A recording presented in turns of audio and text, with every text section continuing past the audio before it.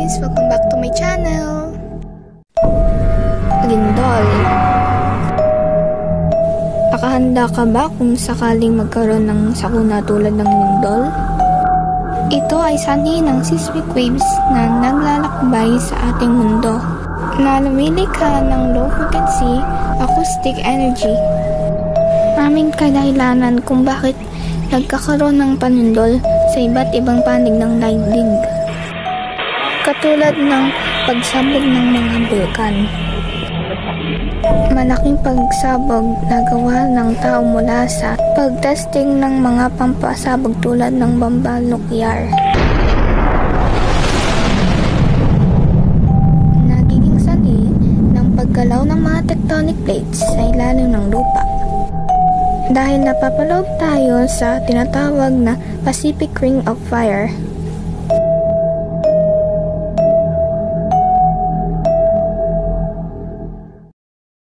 Teka, ano nga ba ang kahulugan ng lindol? Search natin sa Google.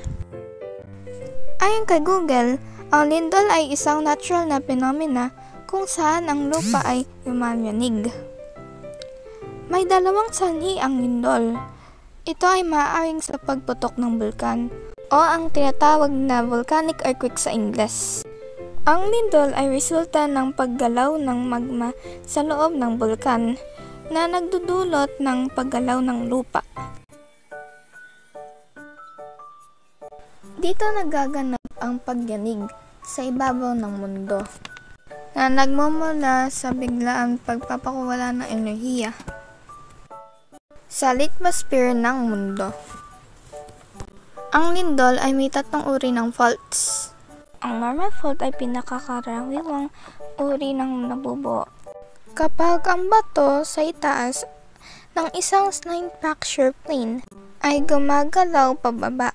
Ang reverse fault ay tumutukoy sa bloke sa itaas ng fault nang gumagalaw ng pataas sa ibaba ng fault. At ang ikatlo, ang slight strip fault.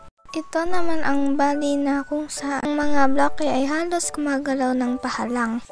Epicenter naman tawag dito. Ito ay tumutukoy sa ibabaw ng lupa na nakadirekta sa itaas ng hypocenter o focus ng isang lindol. Ano nga ba ang karaniwang dahilan kung bakit nagkakarindol? Ang karaniwang nagiging sanhi ng lindol ay kapag may biglang nasira ang isang malaking bato sa ilalim ng lupa. Ang biglaang paglabas ng enerhiya nito ay nagsasanhi ng mga seismic na alon na nagpapagpag sa lupa. Kapag ang dalawang plates, nagkaskas sa bawat isa. Dikit ito ng kaunti at kapag nabasag ang mga bato, ang isabihin nito ay magaganap ang pagdindol. Hindi natin alam kung saan at kailan magaganap ang pagdindol, kaya dapat lagi tayong handa. Ang tanong, paano maiwasan ang pinsala dulot ng lindol?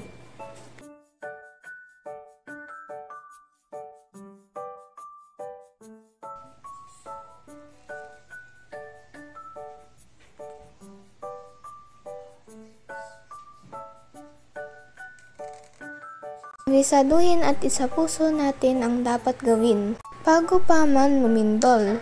Kasalukuyang lumilindol pagkatapos ng lindol.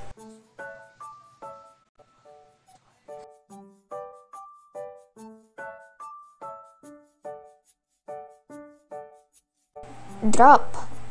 Isabihin niyo muka o dumapa. Cover. Magtago o magkubli sa ilalim ng matibay na lamesa o kama. Hold. Kumapit o humawak sa lamesa. Lagi maghanda ng emergency kit.